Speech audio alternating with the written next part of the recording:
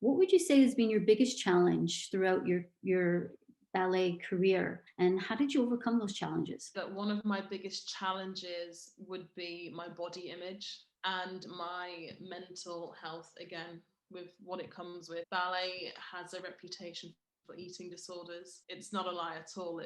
It's true. I felt guilty for not having an eating disorder, which is a really peculiar place to be, because when you see everybody else has the mental strength to have an eating disorder, and I was there like, I don't have that. Why? What's wrong with me? Getting out of that mindset took so much work and so many years to fix that. I'd say that was my biggest. I wanted to talk about body image because one of the I think there's a few things with, especially within ballet, it's this, there's a certain perception that you have to have a certain body shape.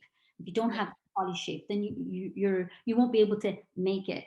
yeah, Now that's a lot of pressure, especially at a young age when you're young and you're trying to go out. Your body's changing as you mature. But when your body changes, and then that's, I think, when they start to get into the eating disorder, or if you're younger and you have a role model and you see that that's the way they look, that's the way you feel you need to look. When do you think it starts? I never thought about my weight or what my body looked like until I was 14. And I've always been athletic Mhm. in my body, my figure, my genetics. All my family are very athletic, built, and we ate healthy. I was very, very healthy mentally, physically. And then I think when puberty hit, nobody else had boobs, and I had boobs. Nobody else had a period, and Yeah. I had my period. People would make comments about how fat I was, how big I was, and they don't realize they're being mean. What about the coaching and the is there pressure around that too, or to conform? I'd say that at the end of our school year, we'd have a production, a performance, the summer show. And you'd notice the main people that were getting picked looked a certain way. You'd know that they'd be taken seriously if you were smaller. So, if you want attention, if you want positive attention, then all the girls looked like this. And that's, I think, that in itself. Do you think times are changing? People say they are. I don't think it's quick enough, but people say the new ballet figure is going to be your figure, Zolly. But what they're going to want soon is what you've got. But I'm here now, and it's not what it is. In these big vocational ballet schools, they pick people with potential, and that means physical potential, whether their shape, their length of the legs, their bendiness of their feet, their genetics. They ask you about your parents' height. If they see a young girl, slender, small, long legs, typical ballerina figure, Yeah. that's what they're going on. So if you see someone who's more muscular, broader, maybe has wider hips, then they know that when they get older, that's just only going to develop more.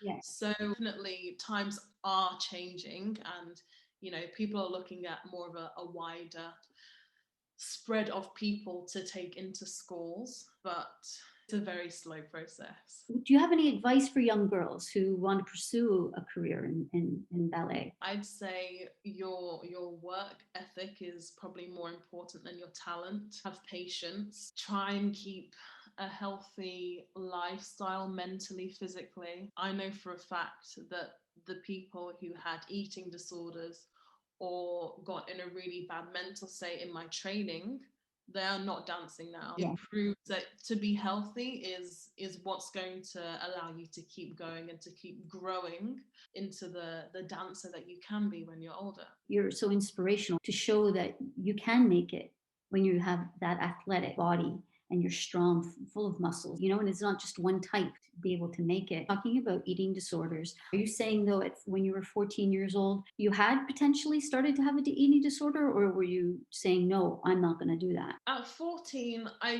didn't have an eating disorder when I was 14. I definitely had become more aware of how I looked different, Mhm. or how I was made to feel different.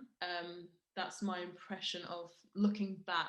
I felt, put in a box, put in an others box a lot. I definitely really struggled with bulimia when I was 17, 18, 19, 20, Okay. which was a ridiculously long time, to be honest.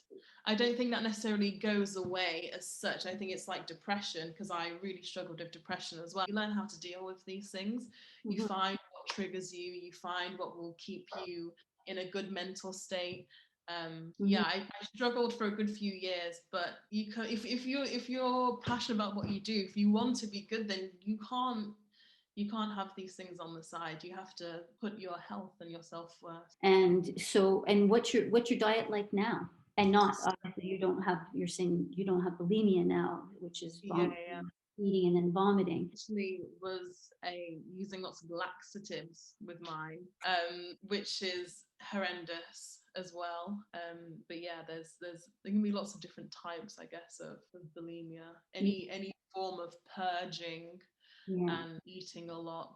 We'll get back to what you eat now, but when you were going through this, did people know about it? No. You hid it. Yeah. Oh no, I wouldn't tell anyone. You didn't tell anyone. I was so embarrassed. You were embarrassed, yet you were saying earlier that you knew the other girls had eating disorders. So how did you know they had the eating disorders, yet you hid yours? Because I think the majority of people would just eat less, a lot less.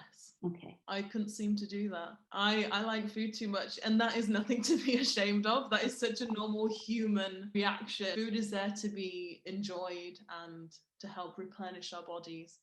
Um, but I think a lot of people just wouldn't eat. The whole school lived in such a small area. You'd know if people were making themselves vomit in the toilets or whatever. They'd pop out and they'd come back in, and You never you told anyone, but you think people probably knew, right? yeah. What do you think is the solution to this? I feel it's cultural in ballet. Once people stop demanding unrealistic bodies, you get taken seriously when you have an eating disorder. Oh, this girl must really want it. She's starved herself for a week. I think once that gets cut out, once people realize that repertoire that we are doing now in ballet companies is more physically demanding than what it used to be, you need muscles, you need strength to be able to do 60 shows in 2 months and not break at the end of it. So I think once people realize this, then Zero tolerance, I guess, is what it needs to be to make sure that it's rare rather than the norm. to have people who can help and support, show them the correct way to fuel a body. You're scared of getting fat, but eating doesn't equal getting fat. You can give yourself energy and food and be healthy and Mhm. not get fat.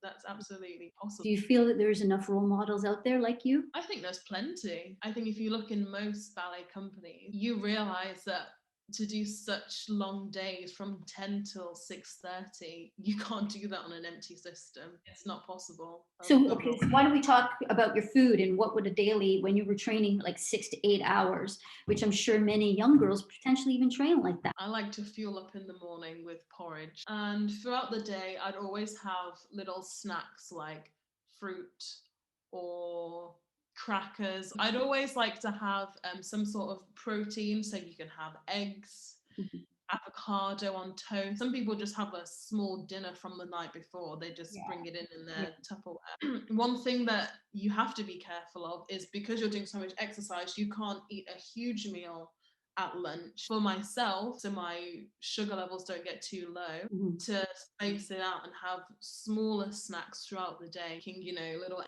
balls and whatnot. I'd always meal prep. I'm gonna eat at the end of the day because I need it. Otherwise, I'd feel just really bad. So the best thing to make good decisions would be to meal prep rice, veggies, broths be the most easiest. Oh, wow. I guess we could go on and on about, the challenges. I guess when it says choose to challenge for International Women's Day, a lot could Mhm. be around body image. And thank you so much for being so open about that. It's something that needs to be addressed. We need to Yeah. talk about this. Not only in ballet, but so many sports. If girls would like to get in touch with you, are you okay with that? Yeah, for sure. On Instagram is probably the best, and it's just Xolisweh, my name. XOLISWEH. and I'll be there. Thank you so much. And I hope we can continue to keep in touch.